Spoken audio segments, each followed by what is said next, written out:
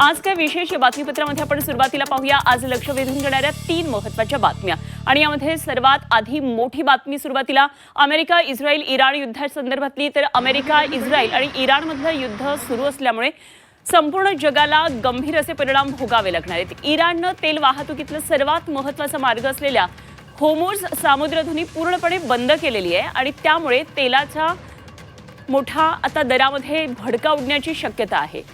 दुसरी महत्त्वाची बातमी ती म्हणजे धुळवडी संदर्भातली राज्यात होळीच्या दुसऱ्या दिवशी येणारा धुळवडीचा सण आज साजरा होतोय आणि धुळवडीच्या निमित्तानं मुंबईसह राज्यभरामध्ये विविध कार्यक्रम आयोजित करण्यात आले आहेत। दुसरीकडे भारतात आज चंद्रग्रहण सुद्धा दिसणार आहे आणि हे या वर्षातलं दिसणारं एकमेव ग्रहण ठरणार आहे।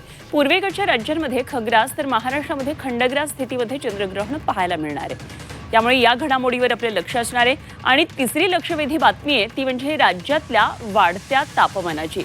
राज्यात यंदा अधिकच उन्हाच्या झळा सोसाव्या लागणार आहेत। राज्यातल्या अनेक ठिकाणी पारा 46 अंशांच्या पुढे जाण्याची शक्यता वर्तवण्यात येते। मुंबई आणि कोकणकरांच्या जीवाची सुद्धा काहिली होणार आहे। हवामान विभागाकडून काळजी घेण्यात यावी अशा प्रकारचं नागरिकांना आवाहन करण्यात आलेलं आहे। त्यामुळे या 3 महत्त्वाच्या घडामोडींवर आपलं लक्ष आज दिवसभर असणार आहे।